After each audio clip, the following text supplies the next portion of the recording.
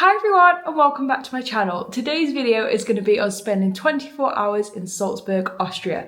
Me, my mum Rachel and our friend Debbie are currently on an interrailing adventure in Europe. We have already been to Amsterdam, Efteling, Brussels, we've been to the Spa F1 Grand Prix, Luxembourg, Stuttgart, Munich, and now we are here in Salzburg. If you haven't already subscribed, make sure that you do so you don't miss the rest of this series. Before we go, I'm going to show you guys around our hotel room. This is the first time on this trip we actually had to get two separate rooms, which is absolutely fine. I will put the name of where we're staying on the screen and we booked it through booking.com, and I will just give you guys a little tour. So as you walk in, this is kind of what you see. We've got a little luggage rack over here. You then have a place to hang a couple of jackets or something and a full-length mirror and a bin. And then a huge wardrobe, which I literally have nothing to put in, but it's good to know if you need to. A fan, which might come in useful. A little table and chairs, and one of the only places that we actually have a kettle and tea and coffee making things, but please beware, I don't actually see any coffee. It's just sugar and Darjeeling fruit selection, green tea and asam. So maybe bring your own thing that you want to drink, but at least you have got a kettle, a cup and a spoon. And then come round, this is a window. This is kind of the view. It's not very far away, but it's a nice little view. You can see that apparently down there is Havana cocktail bar, so hopefully it won't be too noisy tonight. You then come around this way and it is literally just a single bed, which is kind of crazy, but it's absolutely fine. And then you come around this way and this is the bathroom, a toilet, little bin, hairdryer, which is always good. So there's a towel on the bed, so you don't need to worry about that. And then over here is a little shower. I'm now going to head downstairs to meet the others on our way out, and I'll show you their room as well. They got a twin room. Okay, so this is what the other room is like. It's very similar, but these guys have a separate sink with a shower, and on the other side is a little toilet room. And then as you come through, it's literally the same, but there's just two beds instead of one. By the way, this is all inside our hotel. It's absolutely insane. It wasn't even that expensive either. I think it was like less than £300 for all of us for the night. I guess it's still quite a lot. And for the money, also includes breakfast tomorrow. €104 my room was, and theirs was 180 something. So it's pricey, but not too pricey. And it's very nice, and it includes breakfast. There's even a common room. It's got a microwave, a fridge, a kettle, a library, and then this is the street that we're about to go out onto. This is well good. We picked a good hotel, didn't we, guys? This is what our hotel looks like from the front. It's literally insane. It's so cool. Anyway, our first stop is to do one of the geocaching adventure labs. If you've not been following along, I'm sorry, but I'm not going to explain it again. You'll have to Google it. And it's all about Mozart.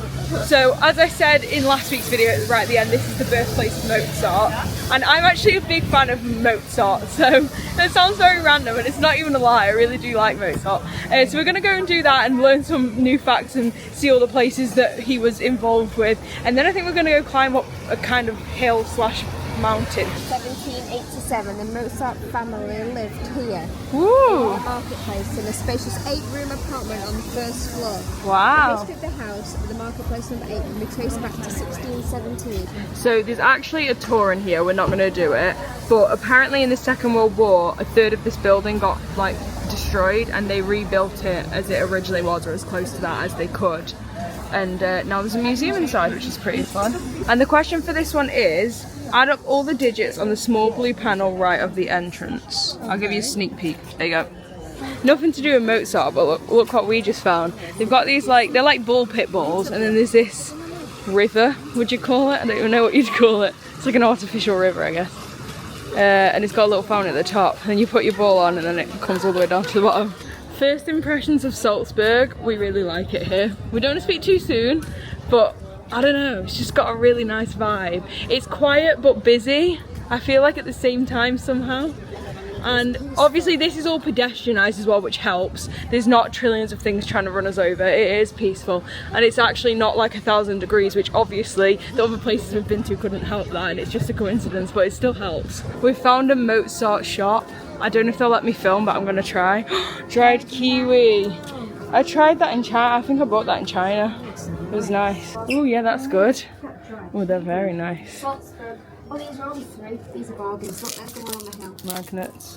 Loads of different schnapps.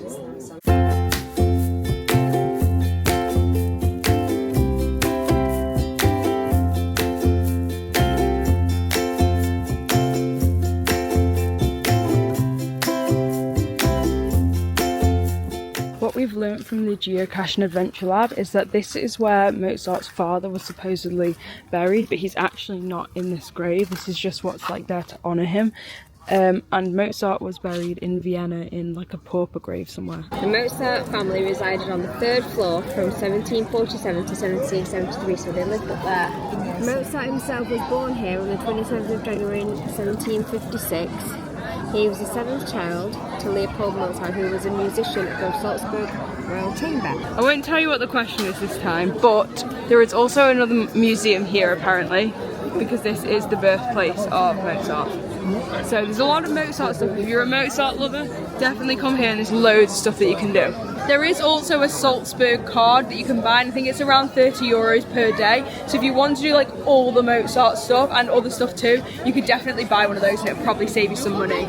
Rachel's just told me it's €15 to go in, so it's definitely worth getting one of the cards if you want to do 2 or 3 things, or even more than that, you'd save even more money.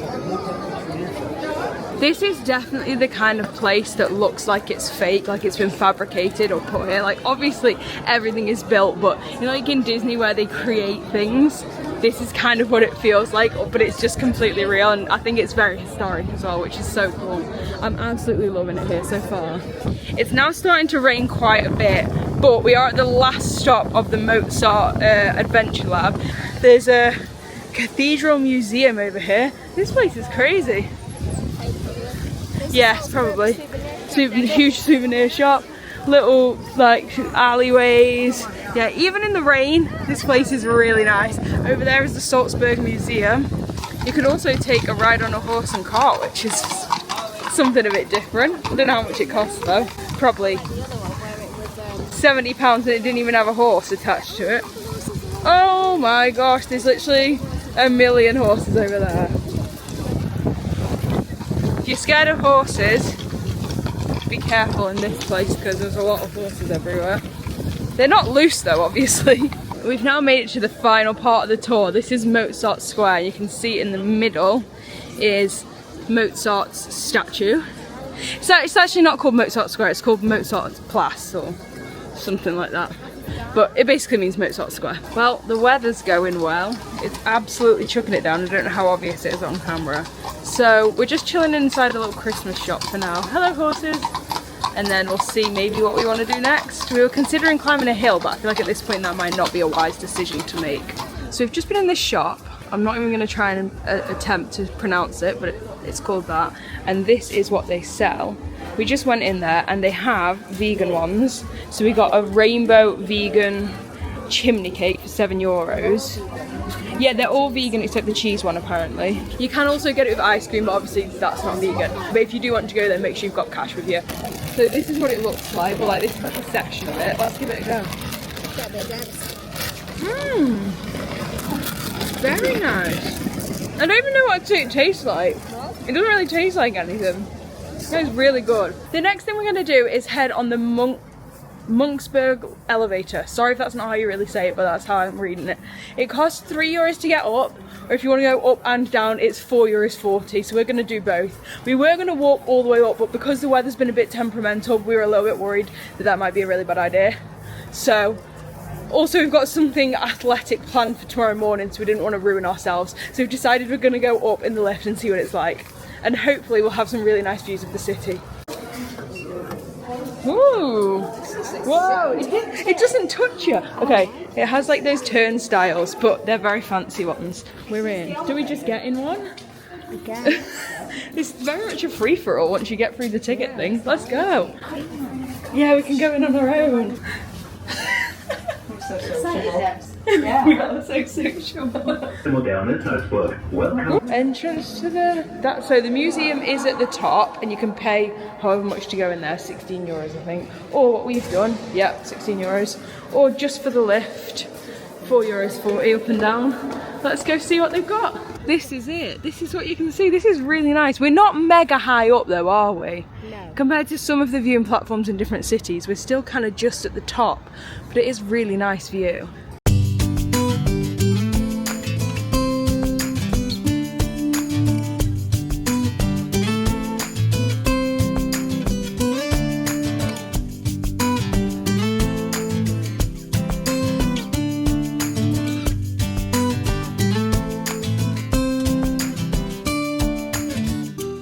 We're not 100% sure, but we think that that building there might be where we're staying, or hotel. I can't really call it a hotel, although I think its official name is guest house something or other.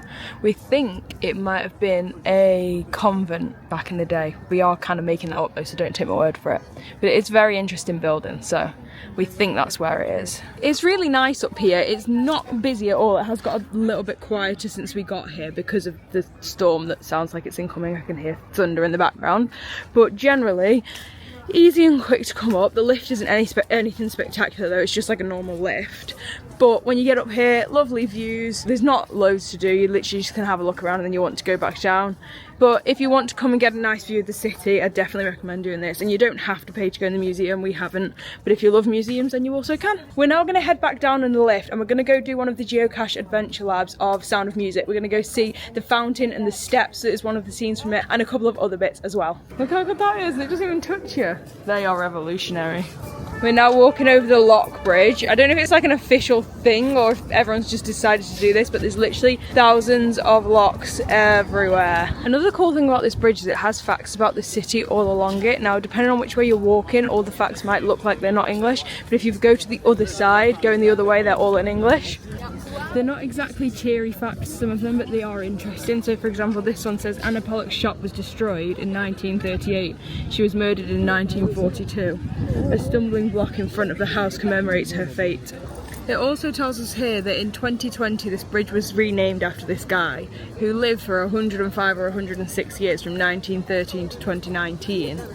And he was the survivor of several concentration camps, and then he invited hundreds of school classes into the synagogue to, I don't know, tell them his story, I guess. For some reason we were under the impression that that is the lift we went in, but now we've gone up and come back down, we've realised we were actually over here. That's where we just went up to. So that maybe is just somebody's lift to get up to their house, who knows. But yeah, that's where we just were up there. We've made it! So this is the steps where they sing the Do Re Mi and they all jump up and down the steps. And then over there is the fountain that they run round and round in circles. Yes! This is so cool. I really love the Sound of Music film. So this is vibe. So this is it. They march around on the top like that. And they do like arm actions. I love it. This is good vibes. There's definite thunder happening right now. It's not raining right now though, so we're going to carry on and see if we can see a few more of the filming spots for the Sound of Music. And that'll probably be us for today. Poncho mode has been activated. I'm going to try and get whatever footage I can, but it's chugging it down out there, so it might be a little bit limited from now on. Just something to be aware of. We've seen a few public toilets around and they all seem to have those turnstiles to go in and you have to pay. I'm not sure how much it is, maybe €1 or €2, maybe less, I'm not sure. But definitely bring small denominations of coins to use the toilets if you think you might need them. This is another one of the filming locations for the Sound of Music. They go round in the horse carriage around here, and there's actually a horse and carriage over there. So if you really wanted, you could live your best Sound of Music life in this square, grab a horse and carriage from just over here, and then go around this fountain.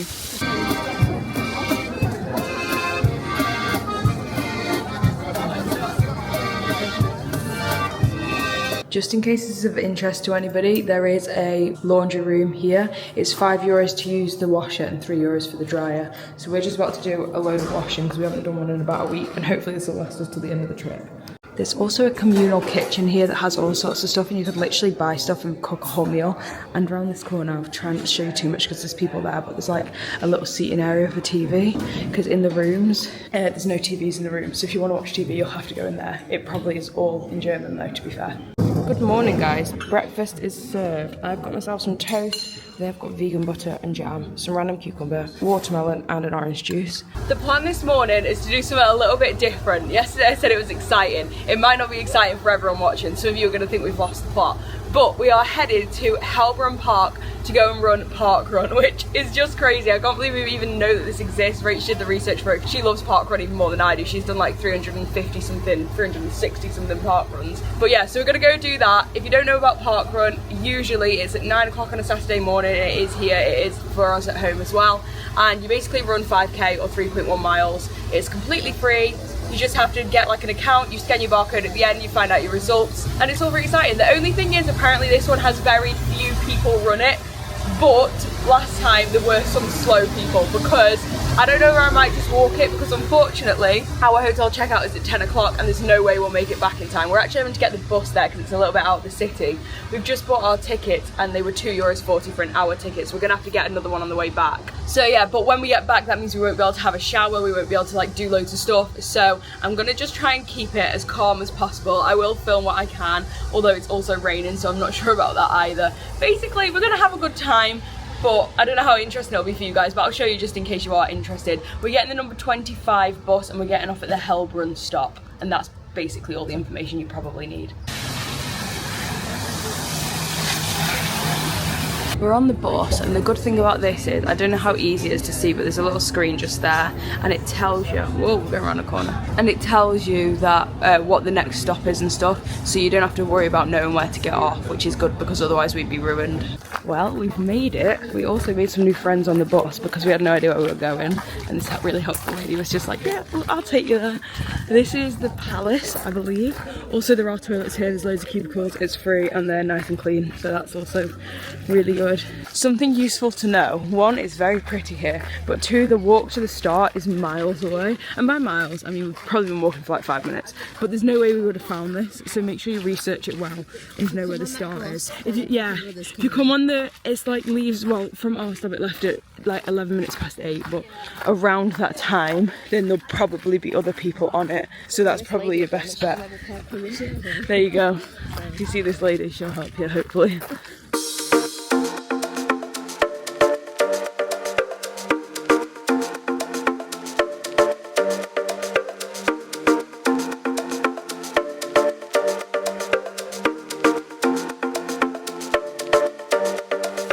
I'm going to keep the camera facing away from me because I'm a little sweaty right now, but that was a lot of fun.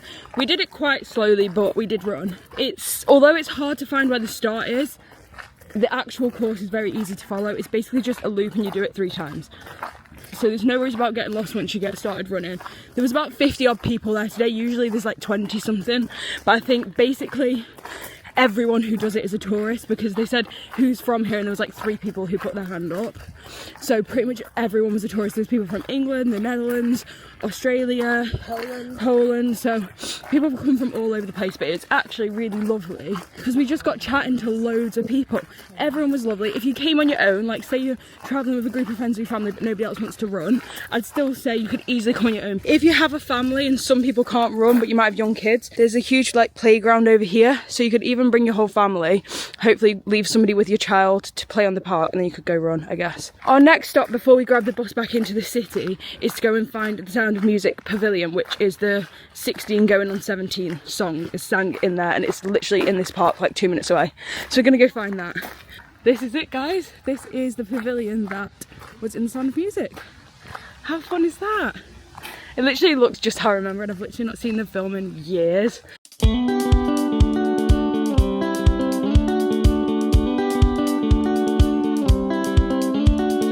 We are now on the train to our next adventure. Make sure to stay tuned to find out where we're going. The first clue for you guys this time is that our journey is about 4 hours long. The next clue is that we are leaving Austria. I don't know how much of a clue that is because I don't know if anywhere in Austria is 4 hours away. I actually have no idea. But we are leaving. We're going to a new country.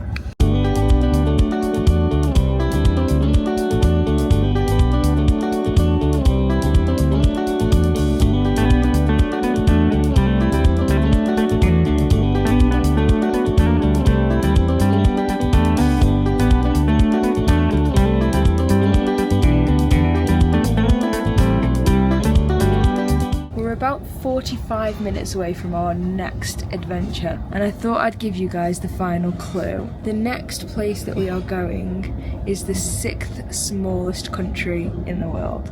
That should be quite easy for you to get now if you've got Google, or you just know. We do have to get off a stop which is not in that country, and then we have a little bit of a journey to get there.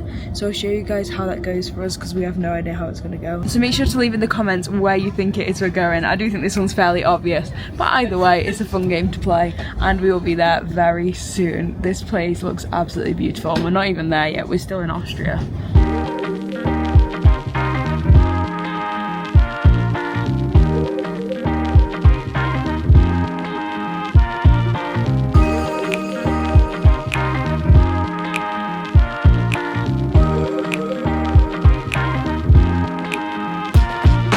We have now made it to our next adventure in Liechtenstein. I was going to show you guys how we got here, but basically as soon as we walked out the train station, the bus to this town was right there, so there's no way, as far as I'm aware, to get into here on an Interrail pass, especially not at the weekend. I don't know all the details, but this is the best way I could find.